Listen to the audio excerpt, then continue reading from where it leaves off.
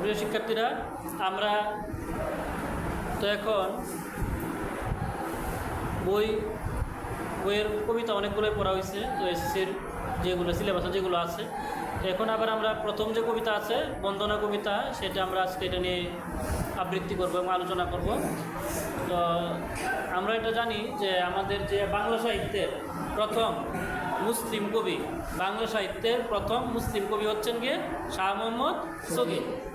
তিনি ছিলেন আনুমানিক 14 থেকে 15 শতকের কবি, অর্থাৎ 1300 থেকে 1400 সালের মাঝামাঝি তার জীবনকাল ছিল। এবং তিনি যখন হচ্ছে গিয়ে গৌড়ের সুলতান যখন রাজত্ব করত গিয়াসউদ্দিন আজম শাহ, তখনকার সময়ে তিনি কবি ছিলেন।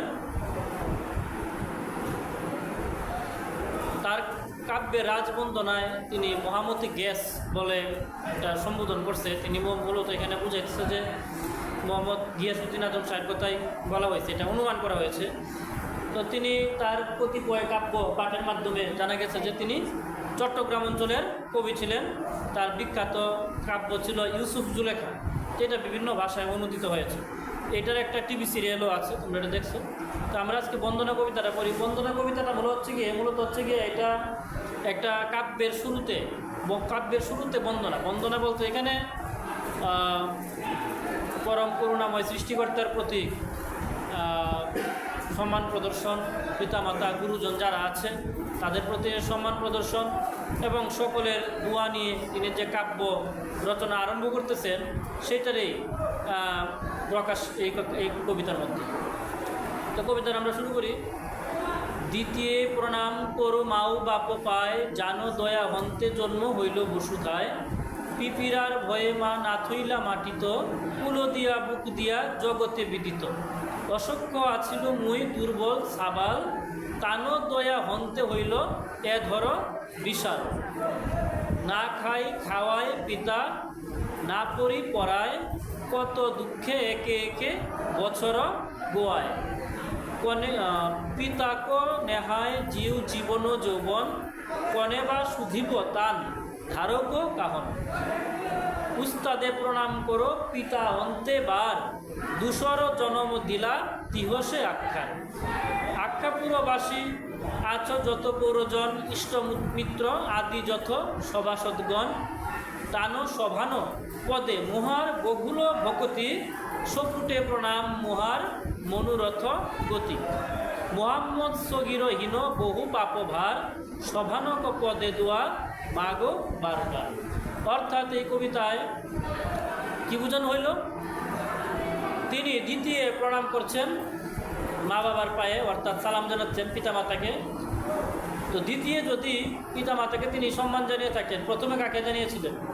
পরম করুণাময়কে, সৃষ্টিকর্তাকে, আল্লাহকে তিনি জানিয়েছিলেন, সালাত আদায় করেছিলেন পরম করুণাময়ের নামে। আর দ্বিতীয় তিনি সম্মান জানিয়েছিলেন পিতামাতাকে, যাদের দয়ায় আমাদের এই পৃথিবীতে জন্ম হয়।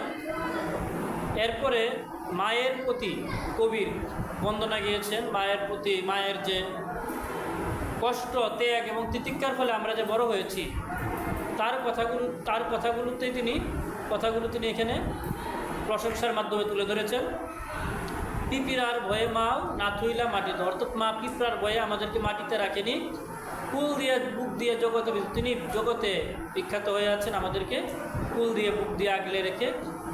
অসক্ষ আছিল মুই দুর্বল সাবাল, অর্থাৎ আমরা ছোটোবেলায় অসমর্থ থাকি, চলাফেরা করতে পারি না। আমরা জানি যে অন্যান্য প্রাণীর, যত প্রাণী আছে পৃথিবীতে মানুষ ব্যতীত সব প্রাণীরই শিশু সন্তানগুলা খুব দ্রুতই হাঁটাচলা করার উপযোগী হয়ে ওঠে। অন্তত বুদ্ধি হয়তো ধীরে ধীরে হয়, কিন্তু চলাফেরার উপযোগী হয়ে ওঠে খুব তাড়াতাড়ি। তুমি দেখো গরু, ছাগল, বিড়াল, কুকুরের বাচ্চা জন্ম হওয়ার 1-2 দিনের মধ্যেই এরা চলাফেরার উপযোগী হয়ে যায়।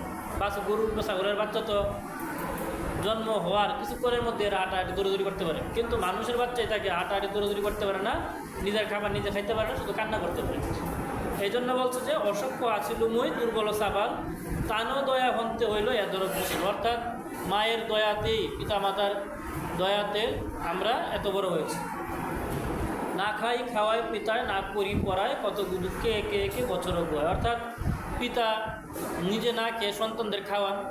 এটা আমাদের সকলের ঘরে আছে যে পিতা যদি ভালো কিছু একটা নিয়ে আসেন, দেখা গেল যে ভালো একটা রসগোল্লা নিয়ে আসছে, একটা রসগোল্লা আনছে হয়তো 50-60 টাকা দাম, সামর্থ্য হয় না 3-4 টানার, তো কী বলবে যে বাচ্চাকে দিয়ে দাও, ছেলেকে বা মেয়েকে যে আছে এরা দিয়ে দাও, আমার খেতে হবে না, এরকমটা করে। আবার হচ্ছে নিজে ভালো কাপড় না পরে সন্তান দিকে তিনি ভালো কাপড় পরান। এইভাবে দুঃখে এক এক করে এই বছরগুলো কেটে যায়। পিতাকে নেহায় জীবন ও যৌবন। পিতা তার জীবনের যে শ্রম ঘাম, তার যৌবন, সেইগুলা দিয়েই তিনি আমাদেরকে বড় করেন। তার সেই জীবনের গুরুত্বপূর্ণ মুহূর্তগুলো আমাদের জন্য ব্যয় করেন, নিজের শ্রম দেন আমাদের জন্য। তার প্রতি আমরা যে এত ঋণী, সেই ঋণ শোধ করার মতো আমাদের ক্ষমতা নেই। আমাদের সেই ঋণ কখনো শোধ করতে পারবো না।